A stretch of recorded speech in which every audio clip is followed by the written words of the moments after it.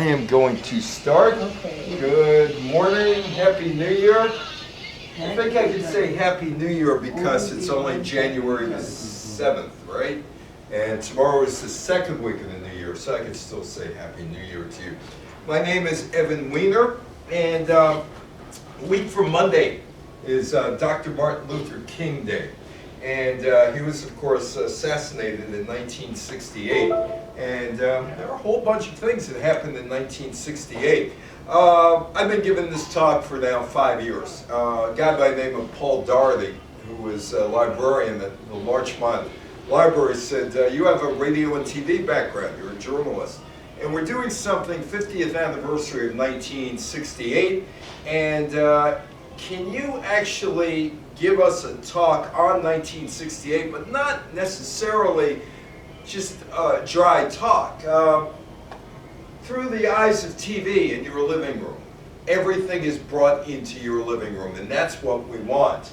And so that's what I'm doing, and that's Barbara Walters, who passed away last week. And she's selling a Magnavox TV set on the Today Show. Anybody watch her on the Today Show back in the 60s? So she's selling a TV. And so I'm talking about your living room and what you saw in your living room that year. Anybody watch Batman here? Did you watch Batman? My children want. Your children, did they have a favorite villain? Because I gotta ask a question. Who is the better Catwoman from Batman? Julie Newmar or Eartha Kitt? There's a reason I'm asking this question, because 1968 is a year of absolute turmoil. And Eartha Kitt is invited to the White House for a luncheon in January of 1968, January 18th. And she's being honored as a successful woman. Lady Bird Johnson is hosting the luncheon, and Lyndon Johnson walks in. And Eartha Kitt doesn't necessarily want to be there, but her agent or somebody said, you know, it's probably a good thing you don't snub the president and the First Lady of the United States. And the topic was parenting. And Lyndon Johnson's there, Eartha Kitt's there, and she says, Mr. President, what are you going to do about delinquent parents?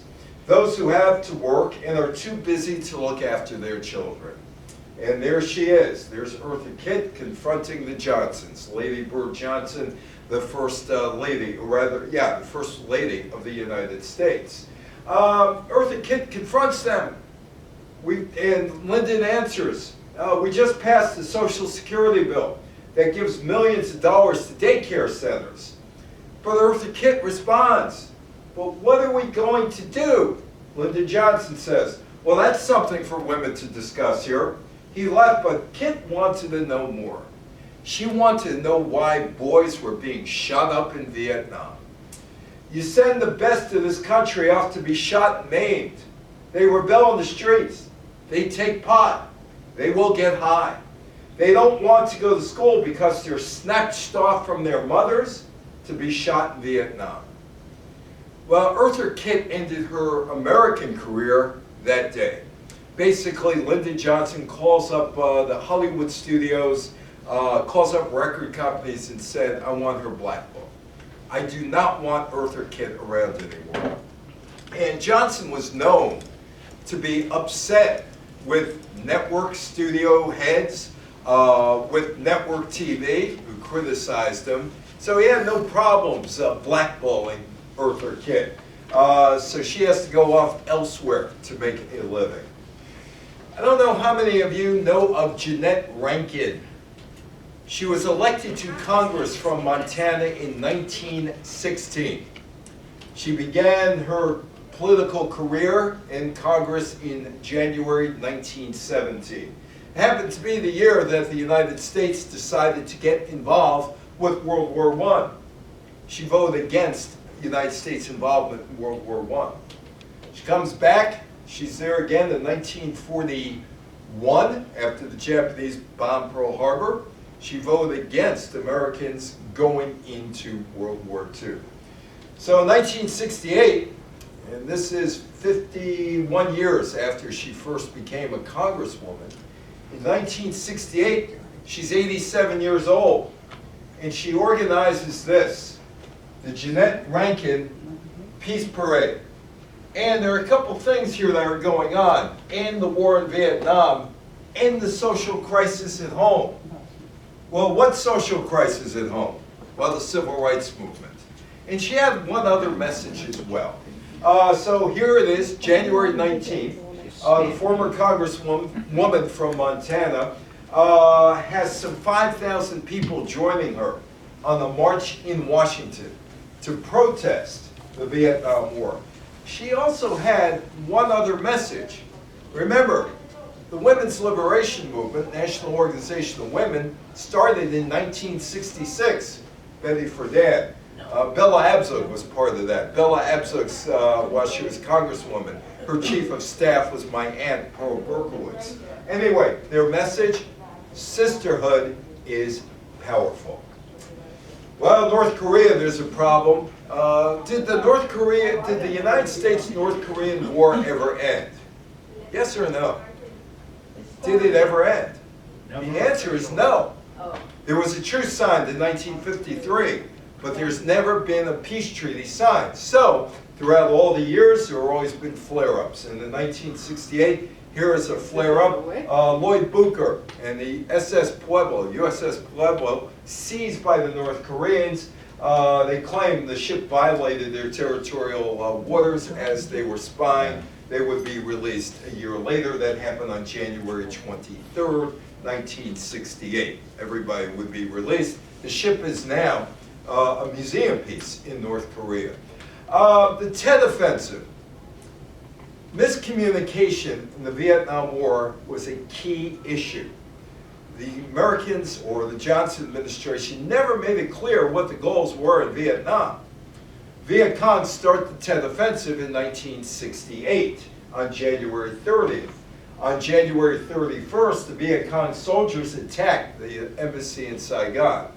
But the problem is that the Americans won that particular battle, but in the public court of opinion, which mattered, this pretty much put a nail in the coffin to any popularity that the Vietnam War would have. By the way, anybody here protest the Vietnam War? You were a protester. Yep. Where'd you protest? Where? Yeah, where? Washington. Why, you went to the big one in 1969 in November. So that was a year and a half after this. By early February 68, 35% of Americans approved Lyndon Johnson's handling of the war. Something else going on. This guy, Old Iron Pants, Walter Cronkite, the most popular man in America, most trusted man in America, I should say. And he got that in 1963. November 22nd, Kennedy is assassinated. He reads that Kennedy is dead, takes down the glasses, sheds a tear, pauses for a moment, composes himself, and Old Iron Pants is back in the saddle, and with that he becomes the most trusted man in America. Till 1968, network news operations, TV network news operations, avoided direct criticism of military operations. There was no government censorship, but Johnson didn't like negative news reports. And he would call people like Bill Paley, who founded CBS in 1927, in the middle of the night to complain about what CBS is doing and saying about him. So he's not happy. Walter Cronkite's report is aired on February 27th. It's called The Report from Vietnam. Who, what, when, where, why. The only thing he left out was how. And Cronkite didn't mince words. Cronkite was an old military reporter, covered Europe in World War II. And there is Old Iron Pants. How many of you watched Old Iron Pants every night? That was his nickname, Old Iron Pants. Anyway, he says, it seems now more certain than ever that the bloody experience of Vietnam is to end in a stalemate. It's increasingly clear to this reporter that the only rational way out then will be to negotiate, not as victors, but as honorable people who lived up to their pledge to defend democracy and did the best they could. Johnson allegedly said, if I've lost Cronkite, I've lost the country. Report from Vietnam allegedly played a major role in turning Americans against the war and possibly inducing Johnson to abandon his re-election campaign. He wasn't doing all that well in his re-election campaign. Now, how many of you watched The Tonight Show with Johnny Carson back in the day? Johnny Carson was a survivor. He made a lot of money for NBC. He survived 30 years. But who was Johnny Carson? He was a blank slate every night. Didn't say very much. Caused the toilet paper shortage in 1974 by saying they went to the local supermarket and there was no toilet paper on the shelves. And the next day, people started buying toilet paper. It was a run on toilet paper. But he never really was a guy who told you his opinion. He had a couple jokes here or there, but never really told you his opinion. This is a remarkable week in the history of The Tonight Show, because behind the desk is Harry Belafonte. With him there is Martin Luther King, Paul Newman, the actor, who marched with Dr. King in the South, and of course there's Ed McMahon at the end. Johnny Carson was looking and was seeing what was going on out there. He wasn't the guy who needed to do this show. Takes off for a week, and Harry Belafonte is the guy who is behind the desk. And he sees Vietnam War, a lot of anti-war movement. He sees the civil rights movement. And he can't make the statement, but somebody else can, and that would be Harry Belafonte. The guest list on that show that week, the 5 shows, included Dionne Warwick, Aretha Franklin, Reverend Dr. Martin Luther King Jr., Senator Robert F. Kennedy, Lena Horne, Diane Carroll, Nipsey Russell, Bill Cosby, the indigenous folk singer Buffy St. Marie, ventriloquist Aaron Williams, and singer Frida Payne. What were they talking about? The issues of the day. Something that you probably will never see again on The Tonight Show, that intense. It's Beale Street, Memphis. And that's striking sanitation workers. And they are either being protected or hounded, depending on your viewpoint, by the National Guard, complete with tanks. They be protected. Sanitation strike in Memphis starts on February 12th, Lincoln's birthday, which is not celebrated in the South, by the way. And it would change American history. Not immediately, but there would be a change in American history because of what happened here. The strike would last until April 16th. How many of you watch these guys, the Smothers Brothers? How many? Show of hands. 1, 2, 3, 4. Okay. Let's go back 56 years, and let's take a look at CBS, which you might have watched on CBS. Red Skelton? Red Skelton Show? You watch that? Ted Mack's Amateur Hour? No. I've Got a Secret. Tell the Truth. What's My Line? Ed Sullivan. Green Acres. Beverly Hillbillies. Petticoat Junction. I love Green Acres. I thought it was the best stupid show of all time. Gilligan's Island. Well, problem with all those shows back in 1967 was that they were getting old in the tooth. Lucy was on as well. And they were getting older viewers, and older viewers, and older viewers.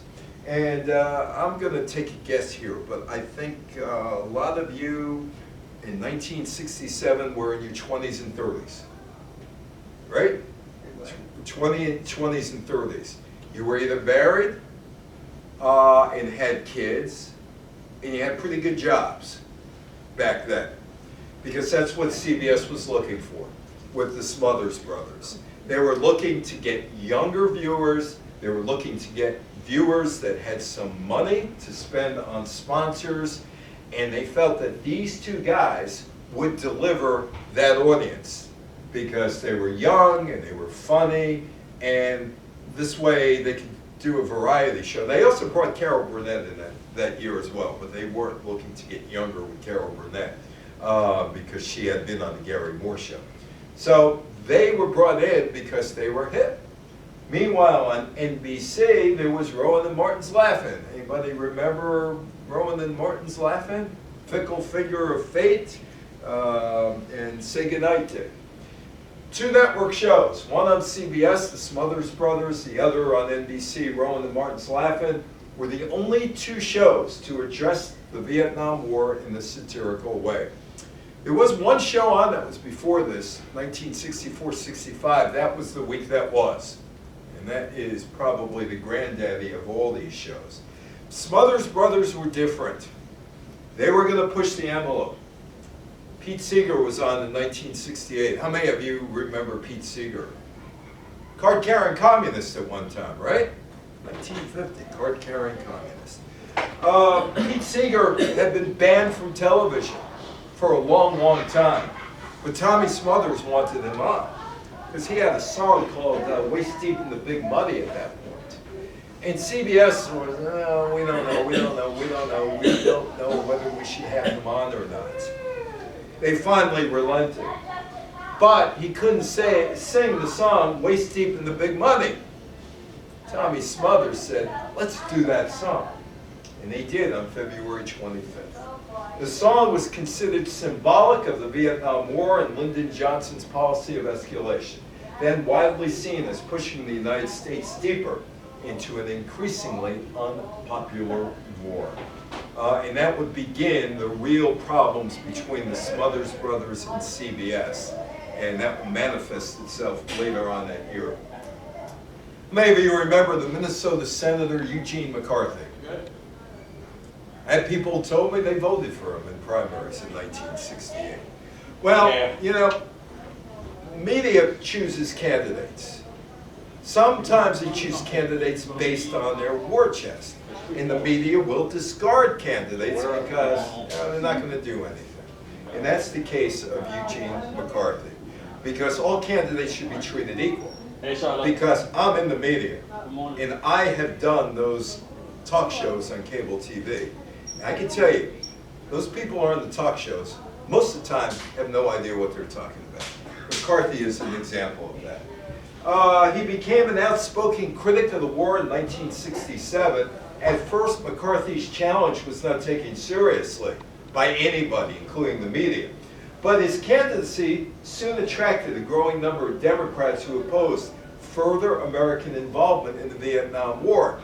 And he does catch fire. He got 42% of the Democratic vote in the New Hampshire primary in March. He went on to sweep 3 primaries, but lost 4 of the next 5 to the New York Senator, Robert F. Kennedy, who got into the race rather late in 1968. Johnson's still hanging in there in March. Kennedy, it's March 16, 1968. He decides to jump in the race.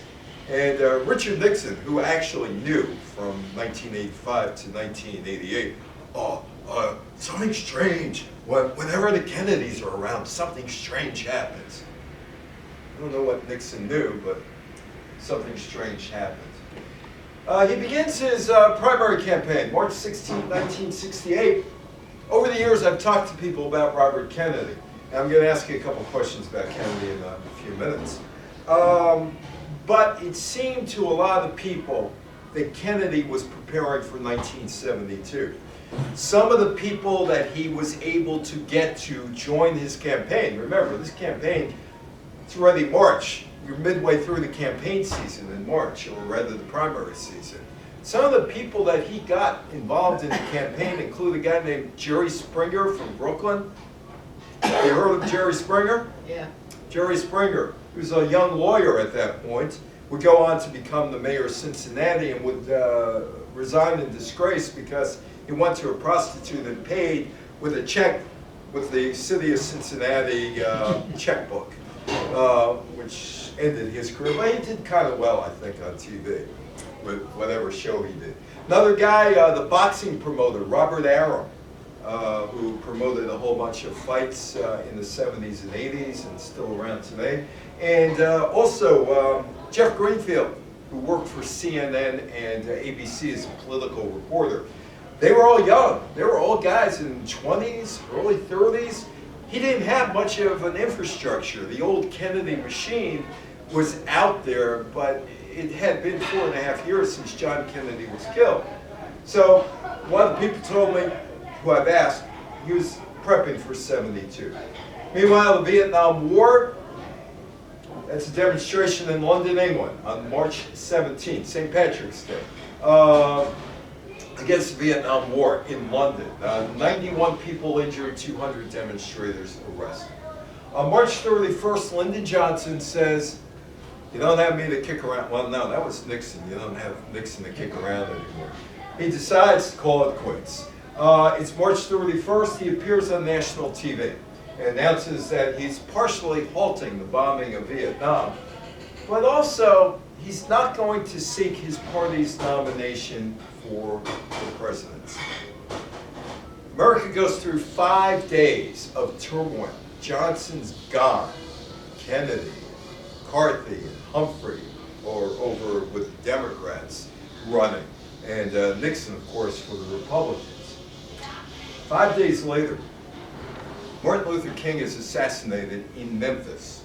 He had gone to Memphis because he wanted to lend his support to the sanitation workers. I don't know if any of you have ever been to the Martin Luther King Center. This is Atlanta. That's my wife in Atlanta. And you walk in through those front doors, and on the floor here is every march that took place in the South that Martin Luther King was involved with. Here's a middle-aged African American, older African American, Vietnam vet lost his leg, everyday housewife, and everybody else. And you take the walk as you walk through the Martin Luther King Center. I've been there twice. And there is where Martin Luther King and Coretta Scott King have been laid to rest in the waiting pool outside of the center. It's 6:05 Central Time, March 4th, or rather April 4th. I remember I was watching Batman that night. I was watching Batman on TV that night. And all of a sudden I'm watching ABC and there's this, I remember it so clearly. It was just a slide. And on the middle of the slide it said Martin Luther King was assassinated. So he's shot dead while standing on a balcony outside his second-floor room at the Lorraine Motel in Memphis, Tennessee. News of the King assassination prompted major outbreaks of racial violence, resulting in more than 40 deaths nationally and extensive property damage in over 100 American cities. I've had people over the years tell me where they were that night. One guy told me he was at CCNY on 138th Street, and that they had police escorts. They took them to the trains to get them out safely. I speak on cruise ships, and I was on a cruise ship a number of years ago. And a guy was telling me that he was going to San Francisco State University, and he had some African American friends who said, "Get off the campus right now, because they don't care who you are. You may be a friend or not. You're going to get hurt." Well, he left and all. That was going on around the country, except in a couple places. There is Jesse Jackson on the far, well, Jesse Jackson is here. Martin Luther King is on the ground. After being shot, you're pointing to where the gunshot came from. News of King's assassination, of course, spreads quickly. Why was he in Memphis? Well, simple. He was there to support the strikers. And have you ever seen the Martin Luther King "I've been to the mountain" speech? I've been to the mountain, all that speech. He gave it the night before.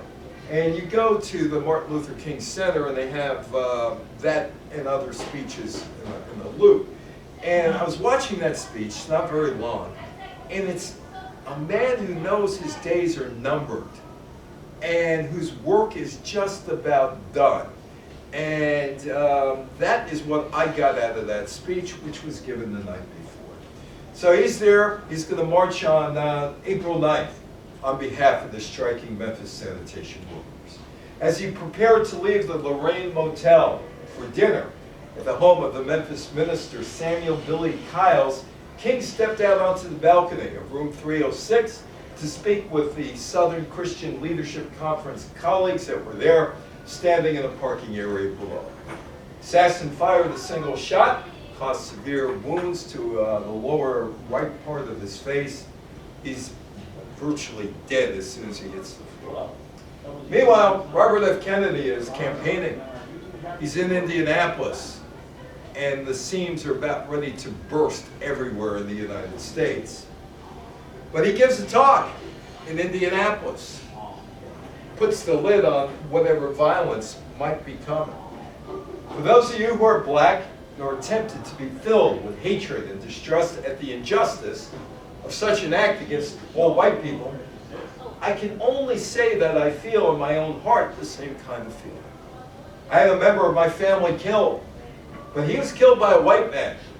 But we have to make an effort in the United States. We have to make an effort to understand, to go beyond these rather difficult times. How many of you, I feel good? James Brown. James Brown, I feel good. Papa's got a brand new bag. Sex Machine. James Brown. James Brown, of all people, put a lid on violence in Boston. He's giving a concert. And they're going back and forth whether this concert, that's Kevin White, the mayor of Boston, whether or not this concert should be held. James Brown said, I'm going to do it. The concert starts, and there's some sort of confrontation in the crowd. And he says, wait a minute, now wait. Step down, be a gentleman. Now ask the police to step back, because I think I could get some respect from my own people.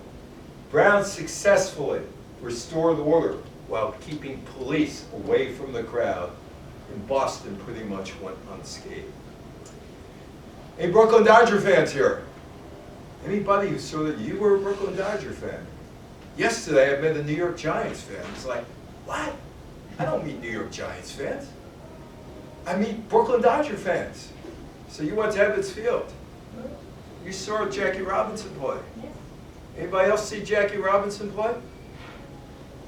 Jackie Robinson. Martin Luther King once said he couldn't accomplish the work he did without Jackie Robinson, who broke the color barrier in Major League Baseball in 1947.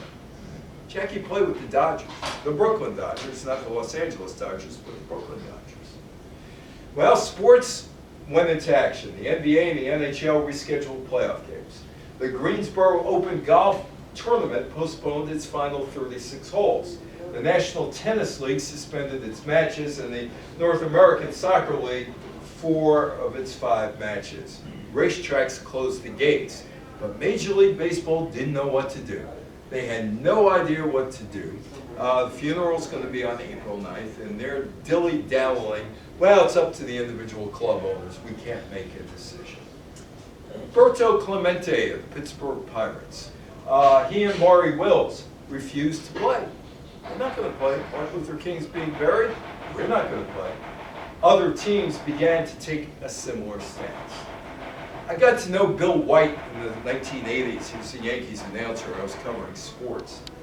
And I once asked Bill White about what was going on that weekend and the Philadelphia Phillies. And he was with the Philadelphia Phillies. The Philadelphia Phillies baseball team scheduled to play the Los Angeles Dodgers. And he was telling me in the Jim Crow South during spring training, while he was with St. Louis, he couldn't stay with the white players at the hotel until Gussie Busch, the owner of the Cardinals, bought a hotel and desegregated. Couldn't eat at restaurants. Had to stay on the other side of town. And he said, Martin Luther King, he made life better. How could I play when he's being buried? Bill White told the Philadelphia Inquirer, it angers me that a team which pioneered the advent of the Negro into baseball, the Dodgers, would take such a stand. Of course, you realize that Walter O'Malley, I'm sorry to bring that name up if you're a Dodger fan, had nothing to do with signing Robinson. He's a businessman come lately. He's interested in dollars. Walter O'Malley hated Jackie Robinson, traded him to the New York Giants for Dick Littlefield. But Jackie never played with the Giants because he took a job as the vice president of Chock full of Nuts. Remember Chock full of Nuts, the Heavenly Coffee? Better coffee, millionaires? Money can't buy. So it's April 9th. And O'Malley meets with the team general manager, Buzzy Bavese, shortly afterwards the team would say, we're not playing today. Of course, even if he put the team on the field, it wouldn't have mattered because Bill White and the Philadelphia Phillies did not show up, and they would not relent. Does this look like an American city? It's Washington. It's Washington, D.C. Rioting. It was claimed that after the King assassination that the United States experienced the greatest wave of social unrest since the Civil War. So the biggest riots took place in Washington, D.C., Baltimore, Chicago, and Kansas City. Through this all, Lyndon Johnson was able to pass some civil rights legislation in April. The Civil Rights Act of 1968 prohibited housing discrimination based on race. Anybody go to college during this period? 1968, 69, 70. You went to college. So, did you actually take tests at the end of the school year in 1960? Well, I guess it would be 1970, Kent State. But there were student demonstrations. Did you see any student demonstrations on your campus? Where'd you go? I went to City College. City College. Yeah, but with Columbia. Yeah, Columbia's right down the street. Right down the street. Between April 23rd and 30th, student protesters at Columbia University take over the administration buildings and shut down the universities. Now I'm going to do a Rowan and Martin laughing thing here. Do the name Mark Rudd ring a bell? No? No? No. Well, Mark Rudd was the head of the Students for Democratic Society chapter at Columbia University. I knew his mother. His mother lived in, I think it's called Willow Towers in near Parsippany, or Whippany, and I used to speak there. And she used to be in the crowd. And she was a very nice woman, and we talked about Mark. Oh, he's a good son. He used to come. He was good. He was all that. Yeah, she was a proud Jewish mother of her son. So anyway, Mark Rudd said, from 1965 to 1968, I was a student activist and an organizer in the Students for a Democratic Society chapter at Columbia University. I was one of the leaders of the spring 1968 occupation of 5 buildings and subsequent strike against the university's complicity with the war and its racism. At one time, I was identified by the press as the symbol of student radicals. His mother was telling me a story. He's talking to his father. And he says, I'm in Washington. We're going to take the Treasury building. His father said, what do you need it for? What do you need it for? Do something else. You don't need the Treasury building. But apparently he was good to his parents. Student unrest spreads beyond New York City. Student unrest spreads into France. There were demonstrations and massive general strikes, as well as occupation of universities and factories. Eventually, the President, Charles de Gaulle, meets with the demonstrators, proposes reforms. It ended the protests temporarily. Question for you. Had Bobby Kennedy not been assassinated, would he have become the President of the United States? Don't answer me now. I will ask you again, but I want you to think about just a little bit. That is Los Angeles, the night of June 5th, June 6th on the East Coast. Robert Kennedy wins the Democratic primary in Los Angeles for California. Shortly after midnight on June 5th, Senator Robert Kennedy is shot at the Ambassador Hotel in Los Angeles. He's shot several times by 24-year-old Sirhan Sirhan, pronounced dead on June 6th. I was at PS10, Queens Junior High School. We had driven up to Stratford, Connecticut to see a Shakespeare play, As You Like It. And on the way home, it was really somber because we were told on the bus that Kennedy was killed. And all I remember going back home is looking at the White Stone Bridge and, no, the Triborough Bridge, and the numbers on top, which indicated the code as to who paid what. We were in a state of shock. That's all I remember going back from Connecticut, and quiet on the bus. And I was 12 years old at the time. James Earl Ray is picked up in London for killing, or allegedly killing, the American civil rights leader, Dr. Martin Luther King Jr. on June 8th. Czechoslovakia. told you I was speaking on cruise ships, and I get to the Prague Spring. Started actually in January of '68. This woman's sitting in front of me in a walker, and she's a couple of feet from me. And she says, "Oh, it was beautiful." Beautiful? I mean, is that picture beautiful? I said, "Beautiful." I said, "Were you there?" She said, "Yeah, I was." I said, "What do you mean beautiful?" She said, "For the first time, we didn't look over our shoulders to see who's spying on us. The poets were reading poetry in the square, the guitar players were out. It was great, but it's August 20th. And I said to the crowd, I said, "I'm going to take a seat. I'm a journalist. I'm going to sit and interview this woman. If the cruise director wants to just say, yeah, and the speaker got tired and wants to see." So I started interviewing this woman, and you could hear a pin drop, literally. And she said that she and her mother were sitting in their flat in Bratislava, Czechoslovakia. It's about 11 o'clock at night. And their mother says, "Why are there airplanes flying overhead?" Her mother goes to the curtain, looks at the curtain, and says, "Why are there tanks in the middle of the streets of Bratislava at 11 o'clock at night on August 20th? Well, the simple answer was that the Soviets invaded, and they completed their invasion on August 21st because Czechoslovakia had too much freedom. As far as this woman was concerned, she had a visa, so did her mother. And they allowed you to have your visas. They didn't pull your visas away, and she was going on a holiday to Brussels. But instead of going to the hotel, they go right to the American Embassy because there's somebody in Skokie, Illinois, ready to sponsor them. Within 72 hours, her and her mother, their lives are totally different. They're living in a Chicago suburb. There was one other interesting aspect to this woman. Have you ever heard of Raoul Wallenberg? Yeah. Raoul Wallenberg was a Swedish diplomat who saved Jews. Right. She and her mother were saved by Raoul Wallenberg. And I said to her, "Has anybody documented your story?" And she said, "Yes, Steven Spielberg sent a crew and interviewed her for 3 hours about her experiences at the concentration camp and afterwards." She's a rather interesting woman, and I hope she's still alive.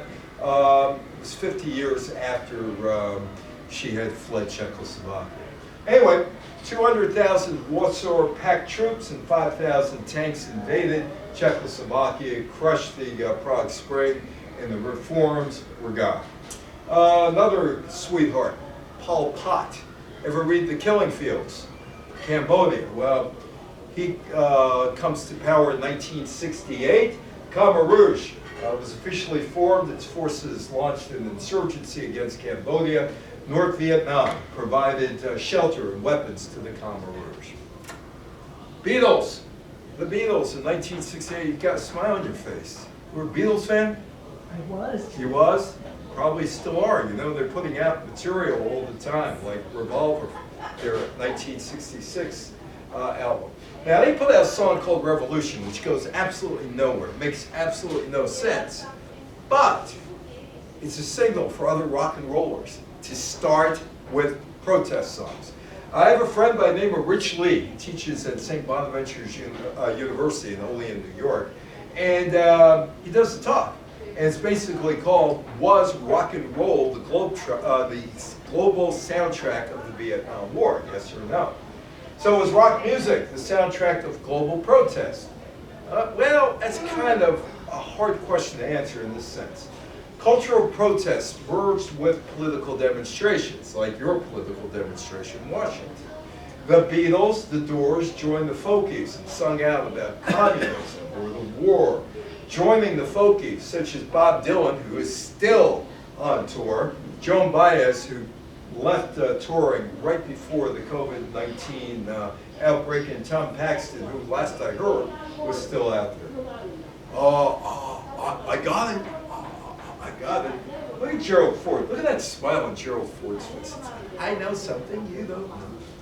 Nixon is the Republican nominee, and Pegasus is the nominee to run for president for the Yippies Party. There is Pegasus the pig. He makes his announcement with his wife and his piglets. He was arrested. Rumor has it he was either served for dinner at some local police station, or he ended up with his family living out the rest of their lives in Iowa on a pig farm. Political theater, the Yippies. How many of you remember the Yippies? Nominated a pig for president, August 23rd in Chicago. Pegasus was arrested with Jerry Rubin and others for disorderly conduct. But I did ask you about about Robert Kennedy, whether he could have been the president of the United States in 1968. And I ask that question again. Had Kennedy somehow not been assassinated, would he have been the president of the United States, or at least the Democratic nominee? Yes or no? What do you think? I know it's hypothetical, but what do you think? Yes or no? I think it was a good chance. Think it was a good chance. Anybody else? You do too. Zero chance. Here's why. Humphrey was the guy. Lyndon Johnson was still pulling all of the strings behind the Democratic Party. Kennedy didn't have much of an infrastructure. Even his old allies weren't around, or, well, it would be his old allies because he was a jury general with John Kennedy. The only way it could have been brokered would be in a back room. And it's kind of hard to believe Lyndon Johnson, who hated Robert Kennedy, would have allowed Kennedy to get the Democratic nomination. And the other thing I was told, he was gearing up for 1972. Chicago protest, Conrad Hilton Hotel, Grant Park. And on that particular cruise ship that woman was on from Chicago was a woman who happened to be at the top floor, one of the top floors at the Conrad Hilton Hotel, watching what's going on down the street level. There were protests in the streets of Chicago with the Democratic convention in town. Vietnam War, significant issue. Remember Abby Hoffman? Abby Hoffman and Jerry Rubin. Tom Hayden was there as well. Vowed to lead Vietnam War protesters to Chicago to disrupt the convention. And this guy, the mayor, Dick Daley, Richard Daley, didn't want to see this happen in his town. You know, in Chicago, my kind of town. He was convinced that Jerry Rubin and Abby Hoffman were going to load trucks filled with LSD and dump it into Lake Michigan in the Chicago water supply. And everybody in town would act like Groucho Marx, who was one of the first real users of LSD. So he was so paranoid about that. So there's Daley. Oh, after the Martin Luther King shooting, he told his cops to shoot to kill. Ask questions later at rioters. That was in April. So he made it clear he would block any of the protesters' attempts to disrupt the convention or sully the city's name, Chicago, my kind of town. Daley did everything he could to curtail the voices of those speaking out against the war. And that is street level, Conrad Hilton Hotel. I think that's Rennie Davis, one of the Chicago 7, looks like him. And he's yelling at a guy with, this is real bright. He's yelling at a bunch of guys holding bayonets, right? Anyway, it's August 28th. TV cameramen in front of the hotel turn their cameras on. There's the chant. The whole world's watching. The whole world's watching. Thousands of protesters streamed out of Grant Park into a sea of tear gas and billy clubs. Some were caught in the crush against the facade of the Hilton Hotel, fell through the glass plate windows, cutting themselves on the shrubs. People on the upper floors threw crystal ashtrays. One of them struck a passerby and shattered, embedding glass in the eyes. Blood ran from the skulls into the gutters. Someone tried to overthrow a police van. The whole world is watching. We're going the wrong way here. Hang on. There we go. Okay, there's the Chicago 7. Abby Hoffman, Jerry Rubin, Rennie Davis, Tom Hayden, who married Jane Fonda. John Freund, Lee Weiner, no relation, David Dillinger, Bobby Seale, 8 were charged with conspiracy and inciting to riot. Bobby Seale got so carried away in the courtroom, he was separated from the others, tried separately. Richard Daley, really upset on the floor of the convention, giving the cutthroat side to the Connecticut Senator Abraham Rivercott, who accused the Chicago police of using Nazi tactics. Chicago Tribune, hardly a bastion of the liberal media, very conservative. Many convention visitors were appalled at what they considered unnatural enthusiasm of the police for the job of arresting demonstrators. Any of you a radical woman back in the 1960s? No, you weren't a radical woman. You didn't burn your bras. Anybody burn their bra? You're looking at me like, you have the audacity to ask me that? And one woman said to me, "You must be a man." This was a teenager. "You must be crazy." I said, "You know how hard it is to get the proper fitting bra? And do you know how expensive that is? You think I'd burn my bra? You gotta be a man." So a woman, feisty woman who's about 80 years old. All these women now are about 80 years old. New York radical women. And I bring up the bra burning on purpose, and I'll tell you why in a second.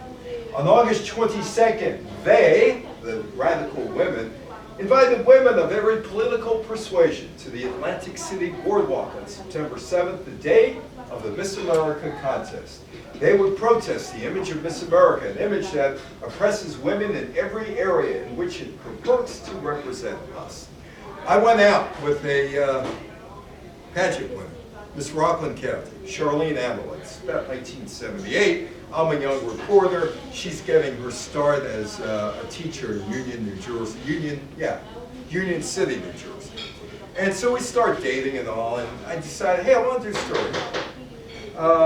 Winning the pageant and going up to Rochester and being in the pageant. By the way, do you know the Miss America pageant is not a beauty contest per se? It was a chance for women to win a $10,000 college scholarship. Did you know that? That's what it was. Anyway, she looks at me. She says, "What size feet do you have?" I said, 12. I wish I had high heels in size 12. She was objectified. That's what pageants are about, being objectified. That's how you win. So she says, "Well, do you know how hard it is to walk in high heels, do the walk, and wiggle your rear end, because that's where, that's what they vote on. That's what they vote on. And how to go from a 36 to from a 36B, 34B to a 36C bra inside of that 8 seconds. So that's what you had to do. It was a world of stuffed bras and stuffed rear ends of swimsuits and all that. It was pointed out by Gloria Steinem. That was pointed out in 1963 in a couple of magazine articles. So the New York radical woman would bring a Freedom trash can because you couldn't have a fire on the boardwalk. So you'd have a trash can instead. And women could throw away the physical manifestations of all women's repression. Bras, girdles, curlers, false eyelashes, wigs, representative issues of Cosmopolitan, Ladies' Home Journal, and Family Circle. And there's the Freedom trash can. I got to point out something else. Major stories, men always cover major stories. This probably wasn't a major story. The woman there is from ABC Radio.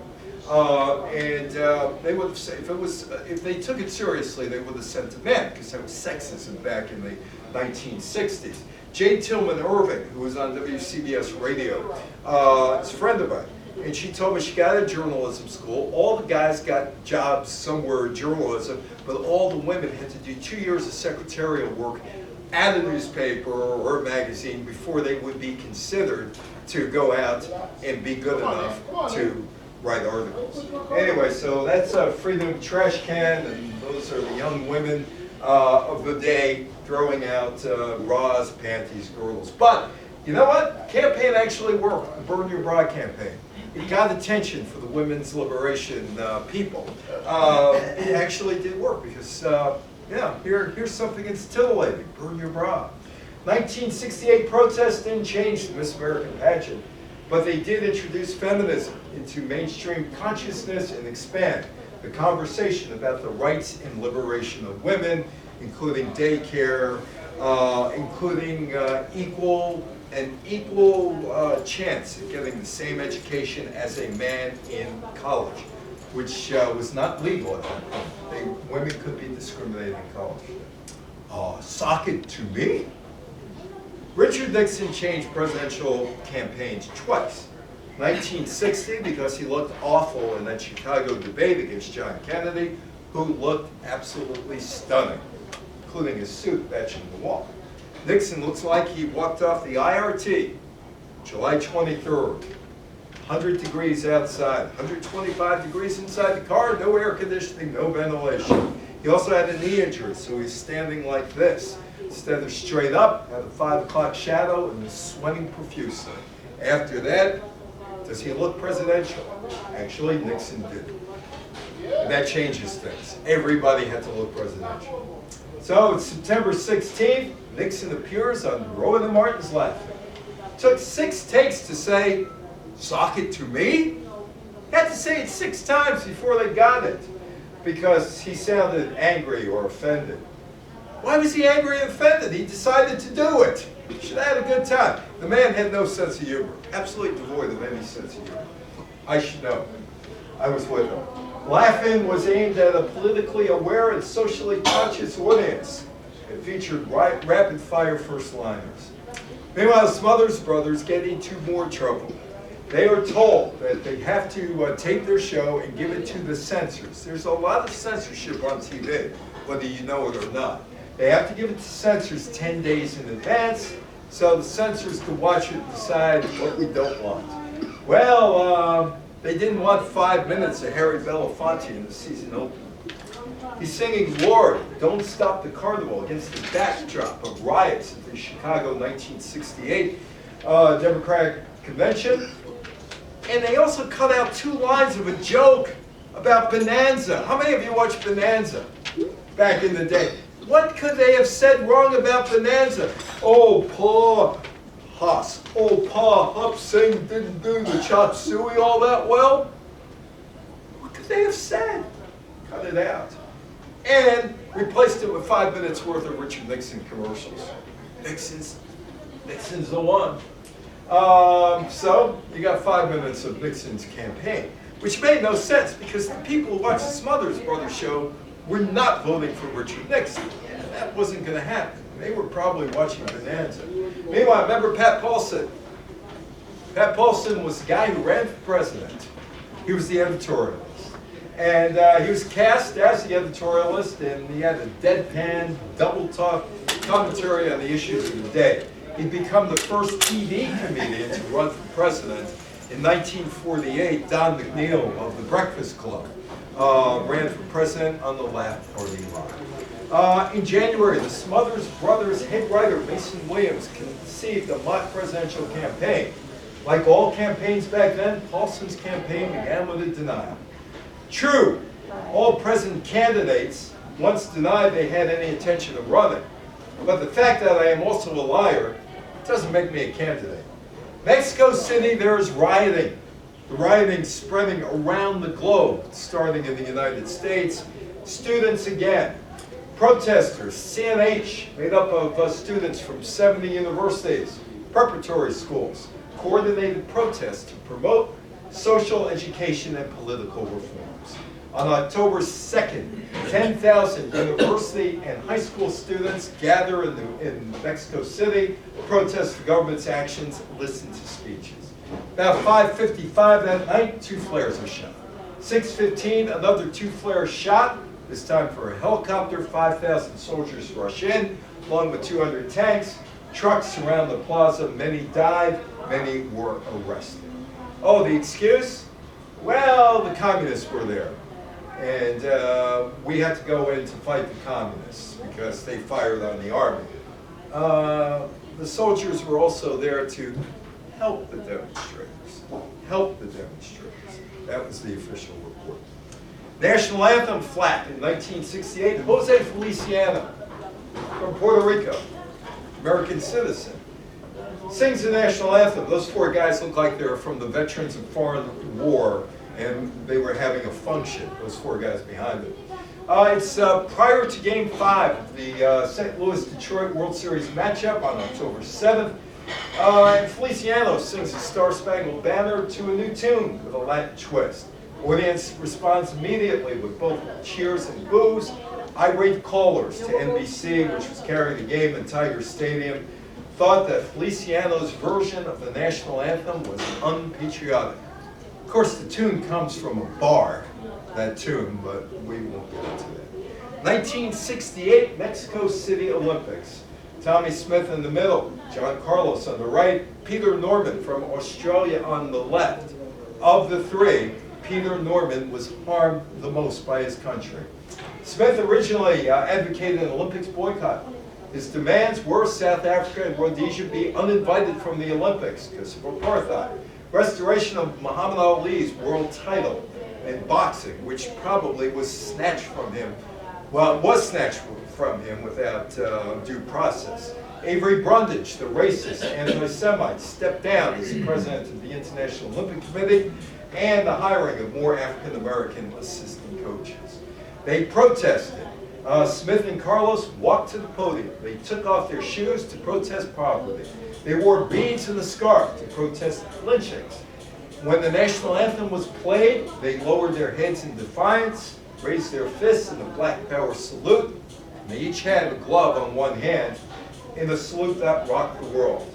Peter Norman suggested that they split the gloves. One wear a right glove, one wear a left glove. And for that, he becomes a non-citizen of Australia. Smith later on said, "I don't like the idea of people looking at it as a negative. It was nothing but a raised fist in the hand and in the air and a bowed head acknowledging the American flag, not symbolizing hatred for it." Smith went on to become a professor at Oberlin College in Ohio, where my cousin went on the track and field team, and my cousin and he have been friendly ever since. Carlos worked as a guidance counselor at the Palm Springs High School in California. He told the Guardian newspaper, "And the moral obligation to step up. Morality was a far greater force than the rules and regulations they had." On his left breast, the Australian Norman wore a small badge that read, "Olympic Project for Human Rights," an organization set up a year previously to impose racism in sport. He would suggest splitting the gloves, and he got the patch from somebody on the U.S. rowing team. Well, as you know, Nixon won the presidential race in 1968. Hubert Humphrey may have lost because he didn't break from Lyndon Johnson. He stayed the course on Vietnam. He ended up losing by about 500,000 votes. Any Elvis fans here? One night with you. Any Elvis? No Elvis fans here? Thank you very much. Anyway, Elvis's comeback. The Elvis Comeback Special aired on NBC in the United States on December 3rd. Initially planned as a Christmas special by the network and Presley's manager, Colonel Tom Hardy. The producer, Bob Finkel, hired Steve Binder to update Presley's sound and to create a concert that would appeal to a younger audience because Elvis had no new fans. They were all the old fans. Filming took place in June at NBC Studios in Burbank. The show consisted of a sit-down section, stand-up numbers, and 2 musicals. The sit-down session showcased Presley in an informal setting, complete with a leather jacket, surrounded by fans in a small band. It was the #1 show of the TV season. And we leave with Apollo 8. Circled the moon on Christmas Eve, 1968. The flight was changed. The lunar module, which was sitting in Bethpage at Grumman, wasn't ready. So they changed it to fly around the moon. And they did. Bill Anders, "I've got the whole world in my hands. I got the whole..." First time you ever saw that. The whole world. The whole world. Circling the moon on Christmas Eve, Frank Borman, Jim Lovell, and Bill Anders read passages from the Bible, from Genesis, basically saying, the earth is good, don't do anything to screw it up. I have a friend by the name of Dick Holt. lives in Florida now, worked for NASA between 1960 and 1975, roughly there. And he was there with the moon landing with Neil Armstrong, and he told me that this particular flight got more fan mail than any other flight. So we wrap it up with the 1968 legacy. The problems of '68 don't come to an end on December 31st, but they did shape generations to come. Nixon would win the presidency. James Earl Ray was convicted of killing Dr. Martin Luther King Jr. Civil rights movement was headed in different directions. Vietnam War ended in 1973. Man would land on the moon in July 1969. Mexico has never officially released details on the massacre. They released details, but not a real report. October '68. Sierra was convicted of killing Robert Kennedy. Smothers Brothers, fired by CBS in 1969. Czechoslovakia is separate countries now, the Czech Republic and Slovakia. Thank you very much, Elvis. Soviet Union dissolved in 1991. Charles de Gaulle's reform packages was defeated in 1969. He retired. Elvis became a Las Vegas act. Nixon resigned as president on August 9, 1974. In February 1970, 5 of the Chicago 7 were convicted of intent to incite a riot while crossing state lines. Their convictions were eventually reversed on appeal. Peter Norman became an invisible citizen in Australia. He was not allowed to compete in the 1972 Olympics. It would not be until 2012, 6 years after his death, that the Australian Parliament apologized to him for the way the country treated him. Pat Paulson continued to run for president as part of his act. He received 10,000 write-in votes in the 1992 GOP primaries. 4 years later, he had 921 write-in votes in New Hampshire, made him runner-up to Bill Clinton on the Democratic line. He died in 1967. Student movements were breaking out all over the world in 1968, including France, Germany, Italy, Czechoslovakia, Argentina, and the United States. Within a few years, the student movements would be done. And that is it. I am done too. Any questions, any comments? The floor is all yours now. Finished? Finished.